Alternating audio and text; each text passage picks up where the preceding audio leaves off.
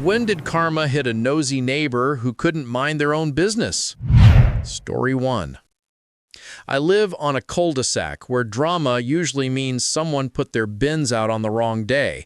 Then Brenda moved in and decided our street was a reality show filmed via Ring doorbells and next-door posts. She wrote essays about mysterious packages, took photos of open garages, and once slipped a note under my mat suggesting my frequent deliveries, I run an online craft shop, were suspicious. It escalated when she called the HOA on me for commercial activity. The board, 3 retirees and a spreadsheet, fined me. I appealed and showed invoices. Handmade planters, stored in my garage, shipped twice a week. Per bylaws. Brenda dialed in to the appeal anyway, reading posts she'd compiled from my Instagram like a prosecutor. I won, but the fine stung until something better landed. Our treasurer emailed Brenda's evidence packet to the whole street by mistake. Attached was a CSV labeled HOA_expenses 2023. Half the neighborhood ignored it, the other half opened it. One neighbor, an accountant, noticed payments to community consulting at a P.O. box, same city as Brenda's maiden name LLC. People started asking questions. Brenda posted a 6-paragraph explanation on Nextdoor about professional services and strategic community audits, ending with, "You're welcome." Turns out, when she pushed the HOA to investigate everyone, she pushed it to audit itself, too. At the next meeting, our accountant neighbor stood up with printouts tracing checks from HOA funds to Brenda's LLC for monitoring violations and photo documentation. Brenda said she'd been retained by the treasurer. The treasurer, a soft-spoken man with a cactus garden, blinked and said, "No, Brenda, you retained yourself." The board voted to refer it to the city's Consumer Protection Office. When the letter arrived, official, crisp, Brenda posted one last next-door screed about bullying artisans and weaponized spreadsheets. A week later, a plain white "For sale by owner" sign appeared in her lawn. On her last day, the moving truck idled as neighbors watered lawns with the casual focus of people pretending not to watch. She walked to my driveway, glanced at the planters lined like soldiers, and said, "You won because people are small-minded." I picked up a terracotta pot and smiled. "No, Brenda, I won because you itemized your karma." And then the wind caught the "For sale" sign and spun it toward her like a pointing finger. Story 2. I was 9 when Mrs. Calloway decided our apartment door was a confessional. She smelled like mothballs and victory. Every time Dad picked me up, she'd poke her head out to say, "Staying sober, Miguel." If Mom bought me a new backpack, she'd mutter, "Child support finally coming through?" Mostly it was calls. To the school, to the landlord, and especially to CPS. By the 3rd anonymous report, a pattern formed. I'd spend an afternoon with a polite caseworker who admired my chart of dinosaur eras and checked our fridge. Then Mom would cry in the kitchen while Mrs. Calloway watered her plastic violets across the hall. The last report was the worst. Allegations that Mom left me alone at night. We ended up in family court. I remember the courtroom as cold and wider than the ocean of my stomach. The judge asked gentle questions. Mom's lawyer presented text logs of Mom's night shift check-ins, our neighbor's babysitting receipts, and school attendance records. Mrs. Calloway, summoned as the reporting party, sauntered up in her church pearls like she was accepting an award. She claimed she'd heard voices and seen men coming and going. Then Dad stood. My dad, who'd quit drinking 2 years earlier and kept every sobriety chip in a velvet pouch, held up his phone. He had installed a doorbell cam without telling anyone. He said it made him feel like he could be on our doorstep even when he wasn't. He played a clip. The courtroom speakers crackled with Mrs. Calloway's voice. coaxing me by the elevators. If you tell them your mom sleeps, they'll get you a better place with your father. My voice, small, but mom's at work. Her reply, details get lost, sweetheart. The judge's face tightened. He dismissed the petition and warned Mrs. Calloway about false reporting. Outside, in the hallway's fluorescent buzz, she reached for me. I was trying to help! I stepped behind Mom's leg. Dad placed the velvet pouch in my hand and whispered, you choose who you trust. That night, Dad mounted the doorbell cam properly and shared access with Mom. The apartment felt smaller but safer. Weeks later, a notice went up. The landlord wasn't renewing Mrs. Calloway's lease due to harassment of tenants. On the day she moved, she left the plastic violets in the hallway by mistake. I set them on our windowsill. They never wilted. Every morning, light hit their shiny leaves and reminded me, some people prune you, some people report you, but the sunlight keeps the receipts. Story 3. I'm the friend at work who keeps snacks and secrets. I've watched our office, open concept, closed mouths, turn rumor into currency. No one exchanged more of it than Kyle in compliance, the kind of guy who opens with, no offense, but, and then offends like it's a KPI. He'd corner new hires at the coffee machine to ask about their salaries for benchmarking, then spread numbers like confetti. When HR announced an anonymous feedback portal after a minor PR blip, Slack lit up. Within days, a gossip newsletter called The Water Cooler started circulating. Screenshots of people's calendars, snark about a VP's divorce, and a detailed breakdown of who was quiet firing whom. Kyle swore it was probably legal. Then came the all-hands. Our CEO, whose tone usually lives somewhere between TED Talk and Lullaby, went flat. We ran a security test, she said, to see who would forward confidential pay data to an external address. Slides flashed, audit trails, timestamps, a flowchart of one single user logging into the portal, exporting and emailing a .csv to press@watercooler.news. IT had created the domain themselves. One by one, the traces narrowed, a device ID, a LAN port, and finally, our printer queue. Someone had printed the first issue of The Water Cooler right before HR received an anonymous ethics complaint accusing me, of taking kickbacks from a software vendor because I once posted a photo with their sticker on my laptop. The printer authentication belonged to Kyle. There was no dramatic perp walk. HR asked Kyle to join them, and he never came back. But the real twist landed a week later when IT pushed a required password reset and a spouse mistakenly emailed the company asking for Kyle's severance package details to be sent to their shared inbox. Attached was a draft Substack welcome letter authored by the spouse, our next expose, the CEO's secret pay. Turns out Kyle had been feeding gossip to build his partner's subscriber base, monetizing our salaries one snark at a time. HR read a short statement about violation of trust. Snacks disappeared from the break room for a while, like even the pretzels were wary. Last month, I got promoted to a role Kyle used to gatekeep. My first act, I shut down the feedback portal's anonymous export. My second, I started a different newsletter with my team, The Cooler Water, featuring dog photos and bake sale schedules. We printed it too, on the same queue Kyle used, then tacked it over the corkboard where his newsletter once hung. People gathered, laughing softly. Gossip was currency. We switched to cookies. Story 4. I'm the groom's ex. Not the dramatic kind. Think 4 years, 2 bookcases we split amicably, and a mutual understanding that he wanted kids and I wanted a passport. When he invited me to his wedding, I hesitated, then said yes. I like his fiancée.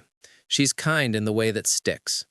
The only person who didn't like me there was Aunt Delia, who's genetically incapable of minding her own business. The reception seating chart looked like a war map, the kind that starts 1,000 small skirmishes. Delia revised it without permission, so people who should talk can talk.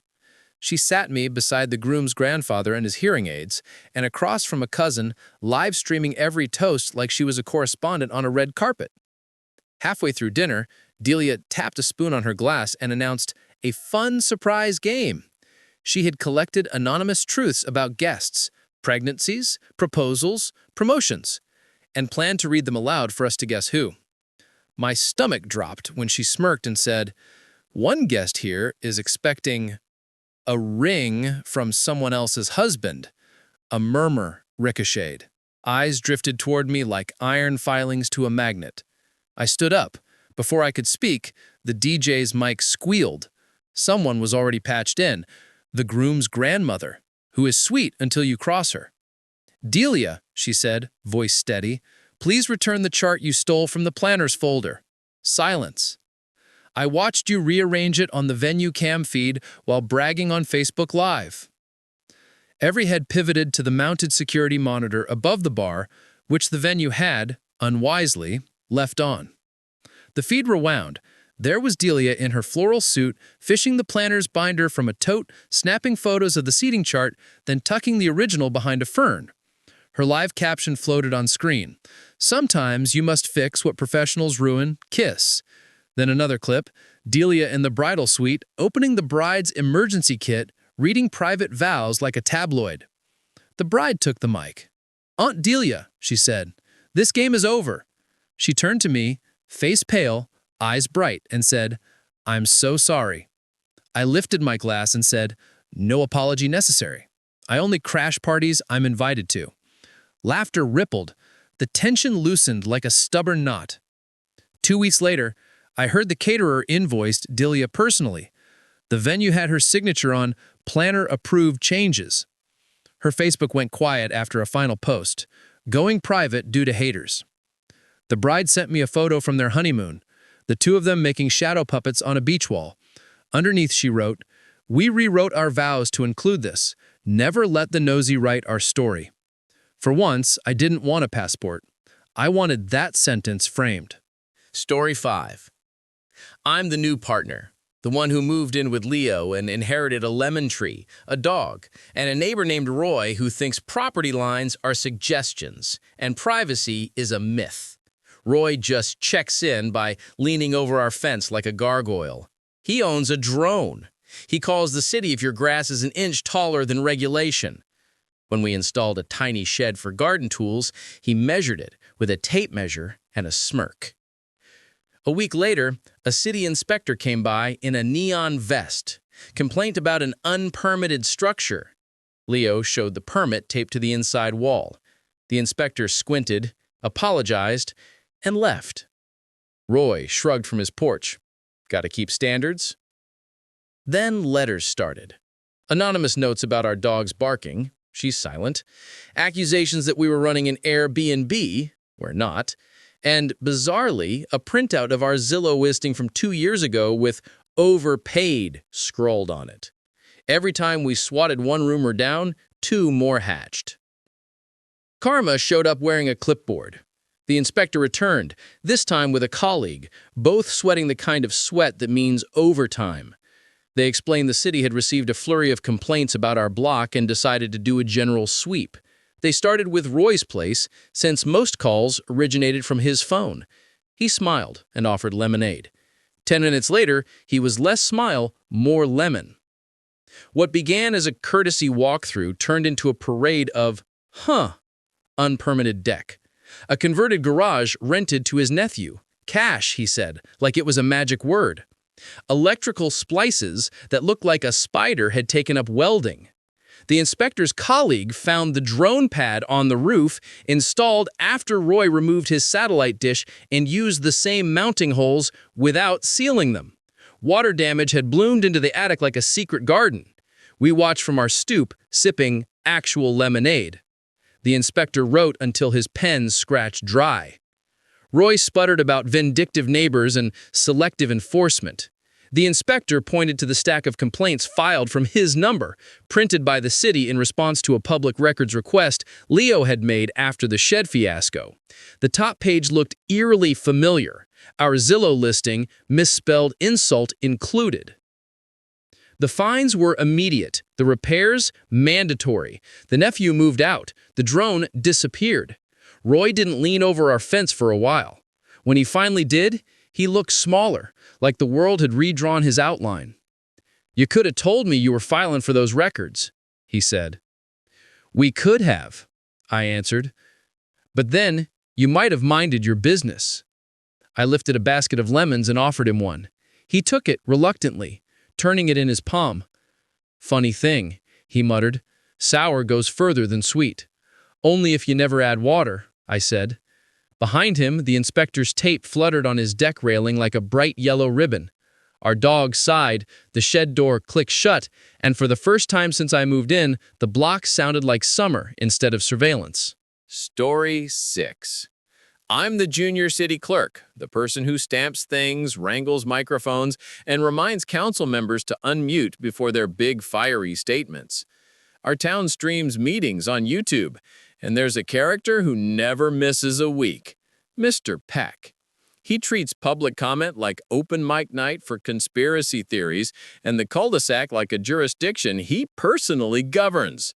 Peck's latest crusade was against my neighbor, Noor, a widow who watches 3 kids after school until their parents get off shifts at the hospital. It's snacks, homework, cartoons, nothing wild. Peck decided it was an illegal daycare ruining property values. He filed complaint after complaint, copied the mayor, the school board, and the county treasurer for good measure. When code enforcement found nothing, he started filing FOIA requests for Nora's tax records, our building permits, even the number of electric meters on our block. At the March budget hearing, he showed up with a binder labeled evidence. He waved it like it was a badge. I have signatures, he said, from 8 neighbors demanding enforcement. The chair nodded politely and asked him to email the clerk's office, which meant me.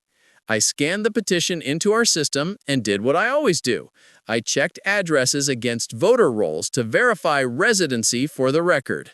5 signatures were real. 3 bounced back weird. 1 belonged to a man who'd moved to Florida 2 years ago. Another to a woman I knew was in assisted living and hadn't held a pen in months.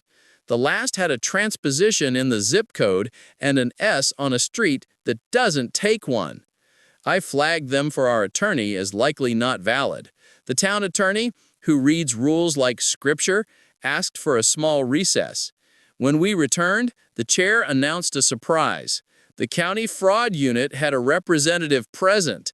Apparently, they'd been watching Peck for the past year because of creative FOIA billing disputes. On the projector, the investigator pulled up the petition Peck had emailed. Metadata is a hungry beast. The PDF still had the author field, Peck_home_office. Then, they overlaid it with images from Peck's own Facebook Live, where he had practiced the speech with the petition on his desk, the ink of 3 signatures still glistening. You could see his hand switching pens. Silence in the chamber is a living thing. Peck tried to pivot. I was just compiling neighbors' wishes, but the chair read the line from our municipal code about forging signatures on public documents being a misdemeanor and a bar to future public comment for 12 months. The live stream chat, usually snarky, went reverent. After the meeting, I walked past Noor's house. The kids were eating popsicles on the stoop, legs swinging like metronomes. I told her what happened, and she laughed until she cried. She said, he wanted me shut down, and he shot himself up. A week later, Peck filed exactly 1 more FOIA request, a copy of the town's civility policy. We mailed it, no charge. The envelope came back undeliverable. He'd misspelled his own street. Story 7. I'm 17 and I run our block's WhatsApp group, Elm Street Exchange. It started for snow shoveling and lost cats. It mutated into a breezy stream of dad jokes, porch pirate footage, and the occasional urgent poll about whose trash can smells like a crime. Adults forget I'm the admin because I don't type much. I just watch patterns. Enter Miss Tierney, a retired teacher with a sharp bob and sharper opinions. She joined and immediately began organizing us, assigning block captains, creating a spreadsheet of who watered whose plants, and asking wildly personal questions in the name of mutual aid. People tried to sidestep politely. She didn't get the hint. One night, she dropped screenshots exposing Mrs. Patel for having a secret boyfriend while her deployed husband was overseas. The screenshots looked like DMs, kiss emojis, an address, and a line, "He leaves at 8." Our quiet group detonated. I looked at the images and felt something itch. The font spacing was off. The timestamp format didn't match WhatsApp's default because it wasn't a screenshot of WhatsApp. It was a screen of a design app with fake chat bubbles. The status bar showed 100% battery, Wi-Fi, and this is what did it, no carrier name. Also, the metadata WhatsApp stores for media, I can access that as admin, showed the image had been created 3 minutes before Tierney posted it on an iPad named iPad Tierney. I DM'd Mr. Patel, asked if I could come by. He answered from Germany, night for him, afternoon for me, and said yes. He and Mrs. Patel put me on video and told me Tierney's been checking in since he left, insisting on carrying groceries in, then texting at odd hours. Creepy. I told them I could prove the images were faked and asked permission to address it publicly. They said please. I posted calm. As admin, I can see non-content metadata for media. These screenshots were created minutes before posting, on an iPad with editing artifacts, no app header, non-native time format. Please don't share fabricated accusations. Then I did what Tierney did earlier. I uploaded screenshots, but mine were of the media info pane and a simple step-by-step showing how iPads save images from Canva. I didn't call her names. I didn't need to. Neighbors pinged, horrified. Tierney doubled down. Tech-savvy kids can fake anything. Until Mrs. Novak, who works at the base, quietly added, also, OP's husband is in a secure unit. Tierney has asked me twice what gate time he uses. Weird. Other women started sharing DMs, unsolicited late-night welfare checks, subtle hints to drop by for tea while their partners were gone. I muted the thread, locked the group, and created a new one without Tierney. Then I called my mom. She told me to breathe. The next day, a military family liaison contacted me through my mom. Apparently, they'd received complaints from spouses across the block about Tierney's behavior around the base. It wasn't criminal, but it was invasive enough that the base posted a bulletin, "Do not share schedules with non-family." People got the message. Tierney tried to rejoin Elm Street Exchange. The request to join sat there, a red bubble. I tapped deny. A week later, a bouquet arrived at my door with a note in neat script. "Thank you for protecting us. A neighbor who sleeps better." I pressed the card to the fridge with a magnet. The group went back to cat photos. No one asked who sent the flowers. Sometimes the silence is the prize. Story 8. I'm the building superintendent. I've seen more laundry room showdowns than Game 7s. Quarters gone, socks stolen, notes that read like ransom demands. Return the dryer sheet. Our most dedicated note leaver was Mr. Lang, who occupied Unit 2B and a permanent high horse. He'd plunk temporary disability placards off dashboards he didn't believe in, record videos of offenders parking in the accessible space, then blast them to the tenant email list with subject lines like, "Another fake." When Miss Ortiz moved into 3A, he pounced. She's in her 30s, a courier with an invisible illness that flares and knocks her flat. She has a legitimate placard issued after an ugly hospital year. Lang didn't ask. He measured how far she walked from car to elevator and wrote, "Miraculous recovery." When she blocked his email, he started leaving paper notes under her wiper. I keep cameras in the garage because pipes burst and people forget bumpers have limits. I watched Lang stalk around, phone out, narrating righteous monologues. Then one night, 2 floors above, the fire alarm gave a soft cough. Burnt toast, minimal. In the garage feed, Lang raised his arms and sprinted, not jog, Full track meet.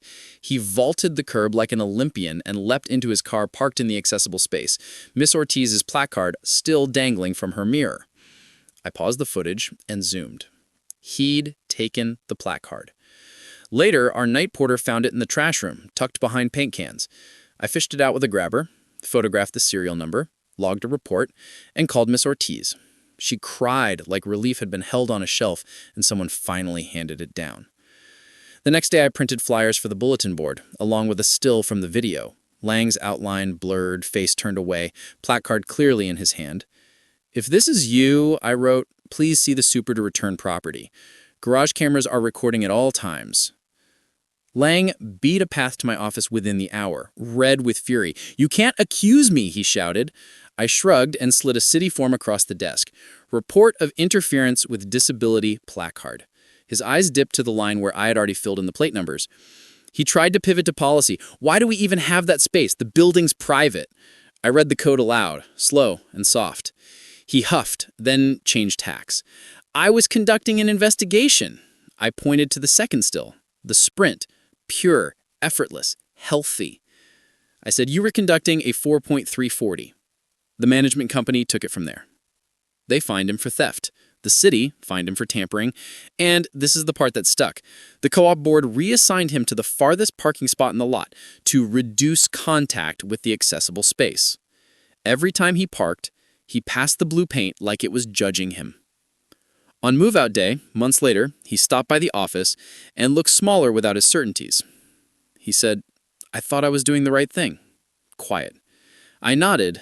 "The right thing doesn't need a disguise," I said, and handed him a last envelope, his security deposit with deductions listed. He signed and left. 4 minutes later, Miss Ortiz knocked with brownies. She said, "I can walk farther today, but it's my choice." Story 9. I'm a librarian at a sleepy branch where the loudest thing is usually the fish tank. Mr. Bentley made it less sleepy. He's a concerned taxpayer who tries to audit our shelf selections by pushing a cart behind me and clucking whenever he sees a title he doesn't like. He's filed 8 complaints about obscene materials, which mostly means anything with a teen on the cover and a rainbow inside. He also demands itemized lists of who checks out what. He gets a gentle lesson on privacy law every time. He keeps asking. His new angle was our rare books room, a climate-controlled closet full of town history, maps, deeds, a ledger from 1892 that smells like attic ghosts. He insisted we inventory it on camera to ensure we weren't hiding controversial material. The director humored him with a scheduled viewing. During the appointment, he fussed over a slim chapped book of local poems and took a lot of photos. He left satisfied, which made me nervous. 2 weeks later, a researcher from the state university called. An interlibrary loan they had sent us hadn't been returned. The item? A first edition pamphlet on abolition printed in our county in 1840 on loan to us for an exhibit, and now missing. We keep meticulous logs. The last person to handle the pamphlet outside staff was Bentley during his inventory performance. I checked the room. The display case swapped the abolition pamphlet with the local poem chapbook he had admired. Same size, similar binding, easy to switch if you accidentally put one where the other was. I pulled our camera footage. The rare room has a single fisheye lens. You can't see faces clearly, but you can see movements and reflective surfaces. In the footage, Bentley leaned over the display case. The glass reflected his hands, and, here's where librarians get giddy, the reflection picked up a bright oval, a book plate. The abolition pamphlet has a university book plate that fluoresces under certain light. The reflection caught it moving into his tote. We called the police, but theft from a library can be a delicate thing if you want the item back intact. The detective suggested we try polite first, so we did what he does, public notice. At the next Friends of the Library meeting, I presented a history minute about the traveling exhibit and thanked our community member who admired the 1840 pamphlet so much they accidentally took it home. I described the book plate in loving detail, including the fact that it contains a microdot with the ILL transaction number, true and delightful, and that even a cell phone light will make it glow. Bentley didn't come to the meeting, but the next morning there was an envelope in the book drop marked junk mail. Inside, the pamphlet, unbent, smelling faintly of cigar. No note. We scanned it with the UV pen. The book plate winked back like a conspirator. The university got their heirloom back with a formal apology from our board. Bentley arrived later that afternoon for his daily cluck and found a sign on the rare room door. Viewing by appointment only. All visitors subject to bag check. He sputtered that it was overreach. I slid a copy of the state statute across the desk like a librarian's version of a mic drop. He stared at it, then at me. "You people catalog everything," he muttered. I smiled. "That's the point." He still patrols the stacks, but now, when he passes the fish tank, his reflection swims in blue light, and I swear even the guppies roll their eyes. Story 10. I coordinate our town's charity 10K. Permits, porta-potties, barricades. It's a ballet with spreadsheets. We raise money for the pediatric ward, and the whole route is lined with chalk hearts and kids shaking noisemakers. Last year, a new neighbor, Vance, decided he was the event's ombudsman. He's the kind of guy who starts sentences with, "as a taxpayer," and ends them by tagging departments on Facebook. 2 days before the race, he posted a video claiming our barricades blocked emergency access and that he'd documented multiple violations. He emailed the fire marshal, who kindly reminded him that the marshal co-signed the route. Vance escalated to the state. Then, race morning, he showed up with a neck lanyard labeled Press, self-printed, and a drone in a hard case. He announced he would audit the event in real time. I didn't love it, but we couldn't stop him from filming in public airspace. He launched from a cul-de-sac near mile 3. The drone zipped beautifully, until it didn't. A minute later, it stuttered, lurched, and dove like a stunned bird into the temporary timing gantry at the finish, snapping a cable and taking out the backup camera. Power blinked. Volunteers froze. For 10 seconds, it was quiet enough to hear shoe treads whisper. Then a runner, number 184, stumbled across the line and we had no clock. We went analog. I grabbed a megaphone, yelled to spotters with stopwatches, and we recorded bibs and times old school. It wasn't perfect, but it saved the race. The kids on chemo who had come to blow the horn got to see a river of color finish anyway. After, the police walked over to Vance, holding his drone like a dead fish. Piloting over crowds requires an authorization he didn't have. Crashing into event infrastructure turns it into property damage. He argued about FAA sovereign citizen nonsense until the officer read the applicable regulations. The fine made his face go winter white. But karma isn't the ticket. Karma's the email that landed in his inbox 2 days later from the hospital foundation. Turns out, runner 184 is a pediatric cardiologist who only had that exact hour free between rounds. He'd been running to honor a tiny patient who loved planes. Vance's crash knocked the ceremony out of sync, so the mom asked if the doctor would come upstairs instead of staying for photos. He went. While Vance was posting a 17-minute rant about event incompetence, the doctor was sitting on a floor next to a kid whose whole world is IV poles and storybooks, teaching her how to listen to her own heartbeat with a stethoscope. The mom sent us a thank you with a picture. Doctor, child, thumbs up. We printed the photo and mounted it at the community center with a caption, "When the clock fails, the heart keeps time." Vance's fine paid for a new timing gantry, which we nicknamed the Auditor. On race day this year, he stood on the sidewalk, hands in his pockets, no drone. He watched the kids blow the horn. When 84 crossed, the clock worked, bright as sunrise. Vance clapped once, quietly, as if he had understood what he'd broken and what he couldn't. Story 11. I'm the funeral director's assistant, the person who fixes crooked boutonnieres and whispers deep breath before eulogies. The Smith service should have been simple. Mr. Smith, a retired mail carrier, left behind a tidy house and a tighter family. The complication came wearing a fascinator and a grievance. Their neighbor, Lorraine. She'd been helping since the ambulance ride, cataloging visitors, rearranging flowers, asking who really deserved the house.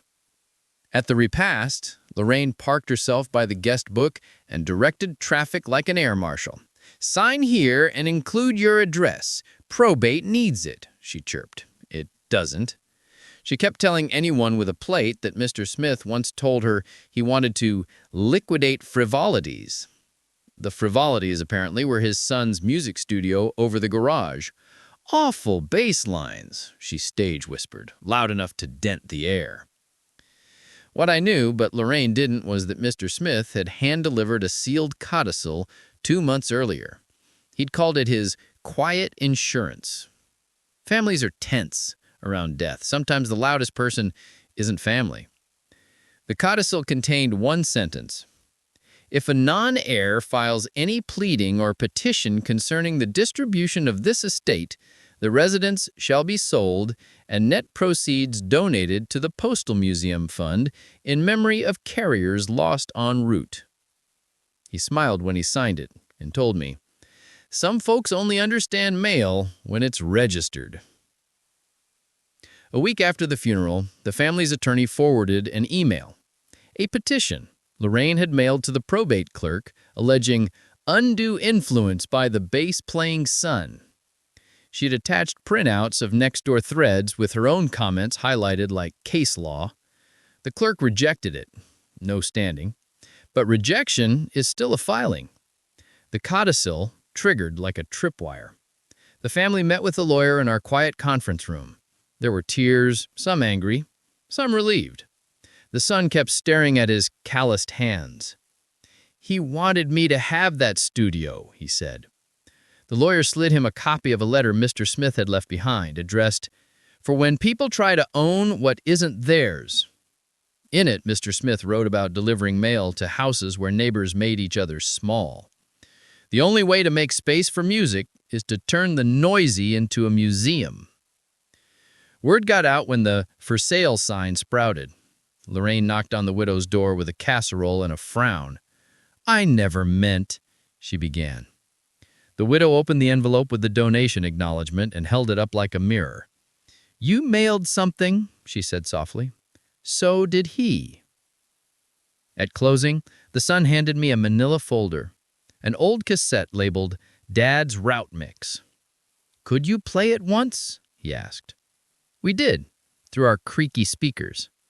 It was birdsong, breaks, footsteps on porches, the music of a life delivered. Outside, Lorraine's neighborhood watch lawn sign leaned crooked in the wind, as if it had been listening and finally ran out of posture. Story 12. I'm the school nurse at an elementary where the loudest sound is Velcro. Our community Facebook group is a hydra. Cut one rumor, two grow back. The sharpest sword belongs to Lynn on the corner, who thinks HIPAA is a seasoning. She's been on a tear about fake allergies because her cupcake business kept getting requests for nut-free.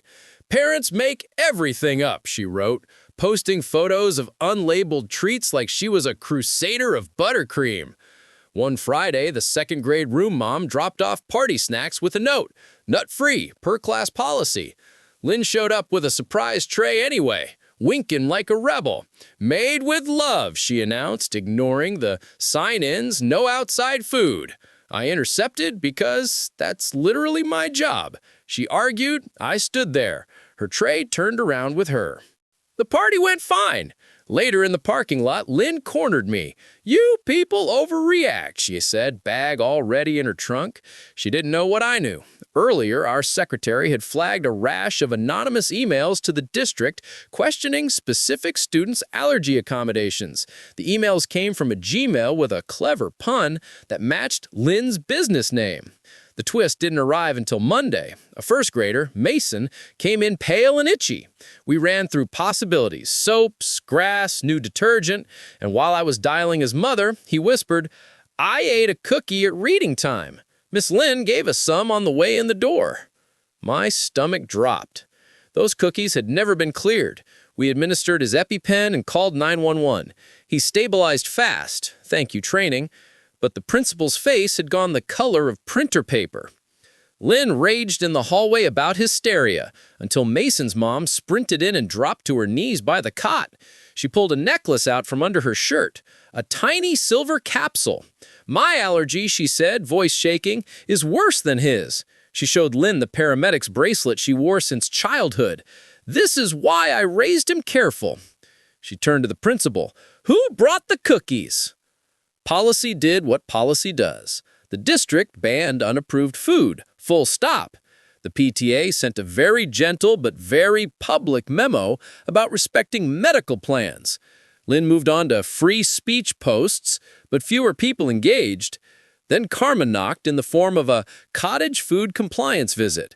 Turns out Lynn had been selling cream cheese frosting beyond the allowed list without refrigeration.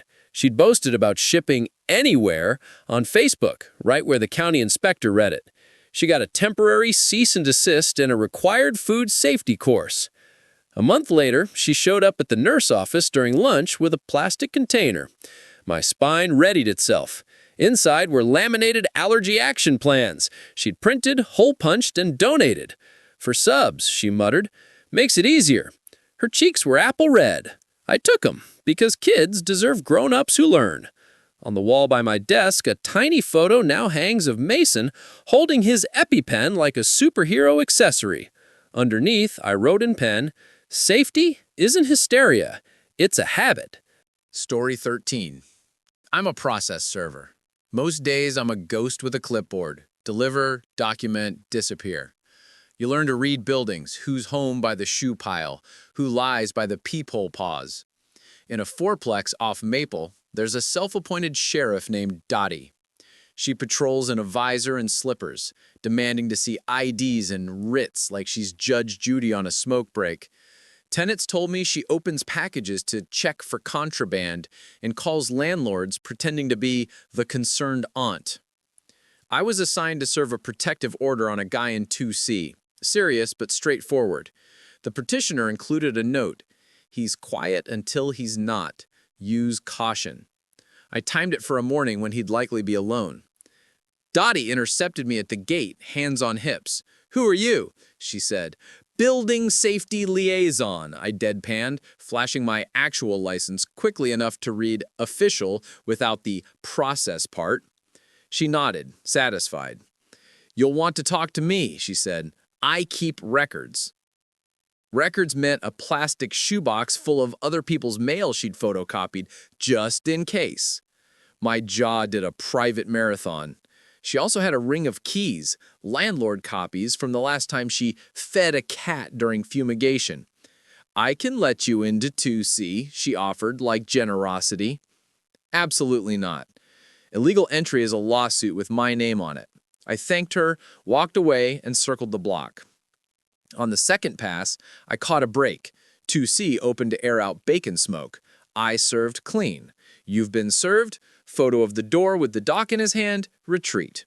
Except Dottie, who'd been watching like a hawk with an HOA handbook, marched up behind me and told the guy, "You don't have to accept that. I'm calling my attorney friend." She snatched the papers and flung them toward the stairwell. My camera caught her hand mid-swoop. Now I had a problem. Interference with service can invalidate timelines, but it's also interference. I wrote it up and called my client's lawyer. She looped in the judge's clerk. 3 hours later, I was back at the building with a deputy. Dottie tried to block the walkway with her body. The deputy read from a printout, "Ma'am, you are not a party to this case. You may not hinder service of a court order." Dottie attempted a citizen's arrest on me. The deputy's face did an expression I wish I'd framed. The judge issued a minute order ratifying service as complete at the time the respondent first touched the documents, a nice little nugget of case law, and set a hearing. He also signed a separate order to show cause for Dottie, contempt for interfering with court process. She received it from me the next morning. "You can't serve me," she gasped. I pointed to the name at the top. "You are now a party." At the hearing, the petitioner's voice trembled but held. The order became permanent. Dottie had to stand as the judge explained that community vigilance is not a license to impersonate authority or to intercept legal documents. He fined her, barred her from using any key she didn't own, and suggested, judicial sarcasm barely cloaked, that she volunteer at the courthouse if she liked procedure so much. Weeks later, I saw her at the traffic window, taking a number like anyone else. She avoided my eyes and held the door for a woman juggling a toddler and a payment plan. "After you," she murmured. Civility by court order still counts.